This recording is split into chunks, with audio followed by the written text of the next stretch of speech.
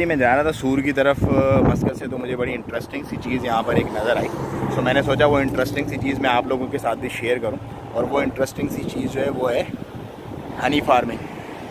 सो Honey farming में आपको दिखाता हूँ ओमान में किस तरह से हनी बनाते हैं।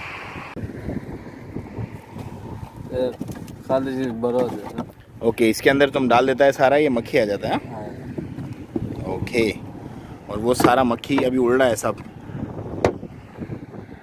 तो करीब जाएंगे तो वो मक्खी खा जाएगा। ये सारी उड़ती हुई भिनभिनाती जो नज़र आ रही है, ये बेसिकली बी फार्मिंग है यहाँ पर।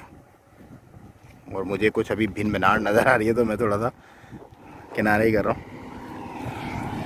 और ये है इसका खाना जो ये डाल देते हैं इसके अंदर। ये जो गद्दा देख रहे हैं बेसिकली गद्दा नहीं है, मशकीज़ा है और इसमें पानी स्टॉक किया हुआ है। ये इन मक्खियों के इस्तेमाल में भी आता है पानी जो रहता है यहाँ पे इस जगह पे। इसका कैंप है, टेंट है, इसके अंदर ये यहाँ पे भी इस्तेमाल करता है पानी। सो लाइफ इज़ टफ, शदीद गर्मी के अंदर ये बी का बिज़नेस और इसका खाना और ये बंदा और कुछ भी नहीं है। लेकिन कारोबार है भाई, मशक्क़त के लिए करना पड़ता है लोगों को ये सब कुछ। लेकिन बिज़नेस बेस्ट है। यहाँ पर ये 30 रियाल की एक बोतल बोल रहे हैं ओरिजिनल प्योर हनी की। लेकिन अगर आप इनसे बार्गेन वगैरह करेंगे तो ये आपको 25 और 20 रियाल तक दे सकते हैं। लेकिन इस हनी की बात ये है कि ये प्योर है, नेचुरल है, आपके सामने बन रहा है बिल्कुल और आपके सामने निकल रहा है। इसके अंदर कोई 2 नंबरी के चांसेस हैं नहीं। नेचुरल नहीं चाहिए ओमान में, सो ये बेस्ट प्लेस है। जब आप मस्कत से जा रहे हैं सूर की तरफ, रास्ते में आपको ये नज़र आएगा।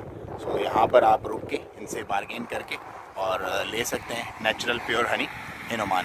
लेकिन थोड़ा सा एक्सपेंसिव है, लेकिन अच्छी बात यह है कि बिल्कुल ओरिजिनल है। मतलब इसमें 2 नंबरी के कोई चांसेस हैं नहीं, क्योंकि ये सब कुछ आपके सामने ही हो रहा है। फार्मिंग भी पूरी आपके सामने ही है और सब कुछ आपके सामने है। So it's a good idea for honey lovers. If you want honey, real honey, you can buy it from this place. Thank you so much.